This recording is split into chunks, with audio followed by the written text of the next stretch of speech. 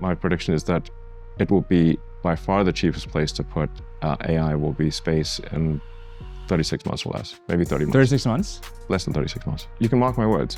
The most economically compelling place to put AI will be space. And then it will get like ridiculously better to be in space. You can't scale very much on Earth. Elon Musk was on the Cheeky Pint Podcast, hosted by Dwarkesh Patel and Stripe co-founder Patrick Collison, where they discussed a variety of different subjects. But we're going to jump to the obvious one today, which is AI, and why I think Elon Musk has more or less won the AI arms race. Right now, you've got Grok, Chat GPT, Gemini, and many other AIs, and that's just here in the United States, vying for the dominant position, vying to see who is going to be in control, who will make it to the top of that mountain, reach the top of the game, and yeah, that's crazy. We're not including China in this, or India, or any other countries. That's just right here in the United States. Whoever controls AI, they are going to control the future. And I do believe, after what I just witnessed,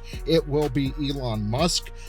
Not saying that's a great thing, not saying that I want to be controlled, not saying that this technocratic dystopia we're heading towards is a wonderful thing. Not saying that at all. I just listened to what Elon had to say in this interview, and it tells me that yes, he already has this game won, and he had it won decades ago. So let's go ahead, check out this clip. It's about 2 minutes. I'll catch you on the other side, and yeah, we'll discuss it further. It's harder to scale on the ground than it is to scale in space. Any given solar panels can do about 5 times more power in space than on the ground. So it's actually much cheaper to do in space.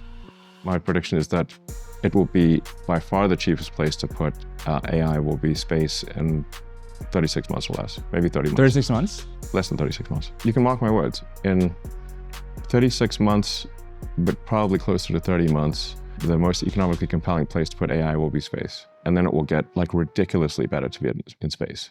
You know, once you start thinking in terms of what percentage of the sun's power are you harnessing, you realize you have to go to space. You can't scale very much on Earth. But by very much, to be clear, you're talking like terawatts. Yeah.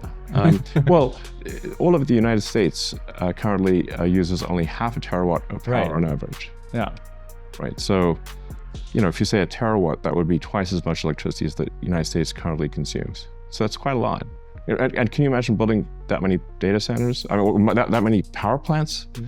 It's like those who have like lived in software land don't realize that they're about to have a hard lesson in hardware that it's actually very difficult to build power plants.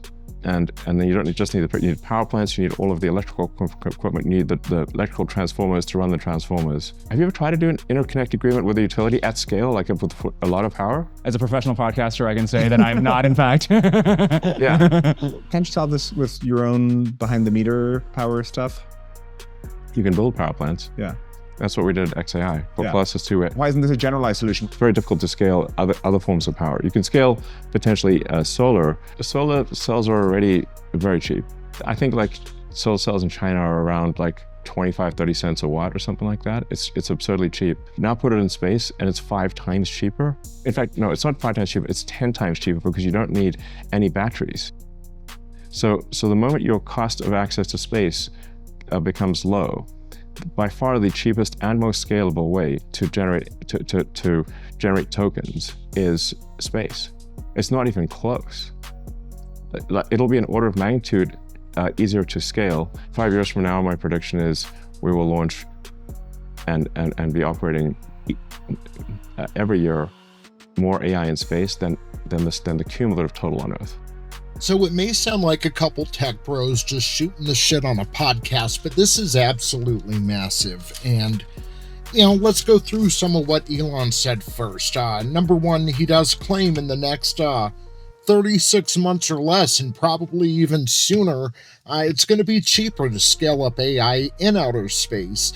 And when you think Elon owns the access to outer space, you know, Chat GPT, they don't have direct access to outer space. Google, they don't have direct access to outer space. Sure, there are other companies, but you've got Blue Origin.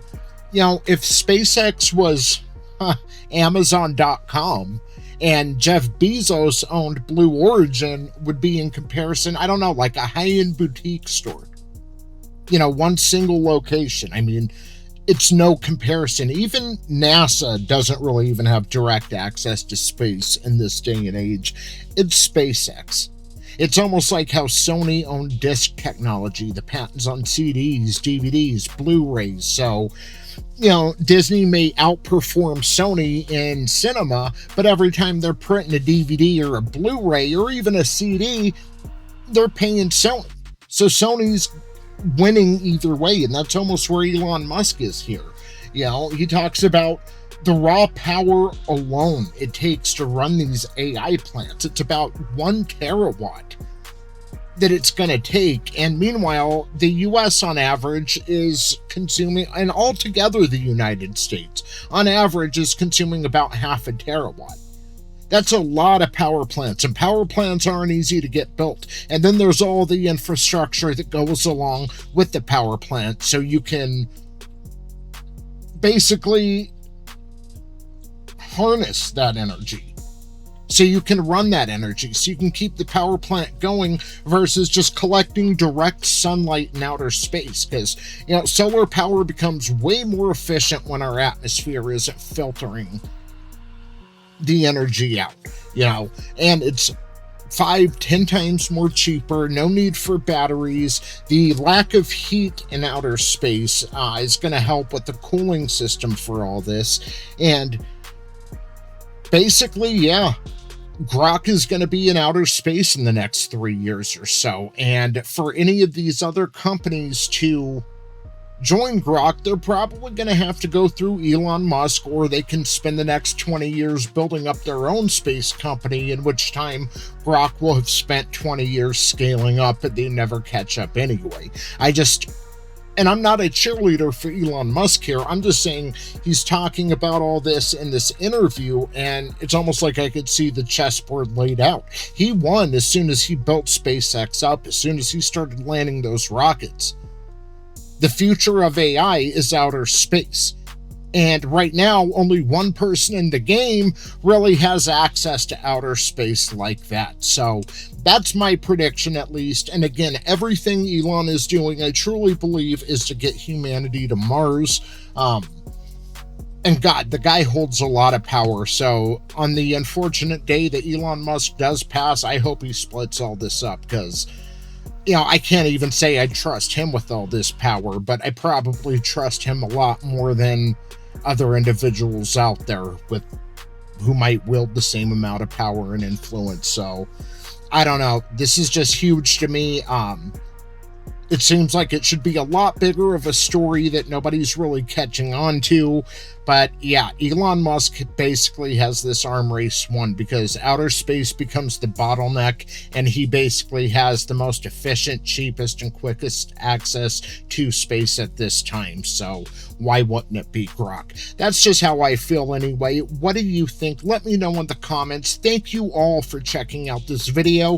Thank you for the support. YouTube did ban me for about a month, so I'm just making my way back right now. Lost a bunch of momentum, but it's okay, because I'm still here. I'm still scrapping. I'm gonna keep scrapping. I'm not gonna stop. But if you would like to support the cause, you could always like the video. You could always subscribe. It's free, and it truly means so much to me. It means the world. Thank you so much. I hope you have a wonderful day, and we will see you soon.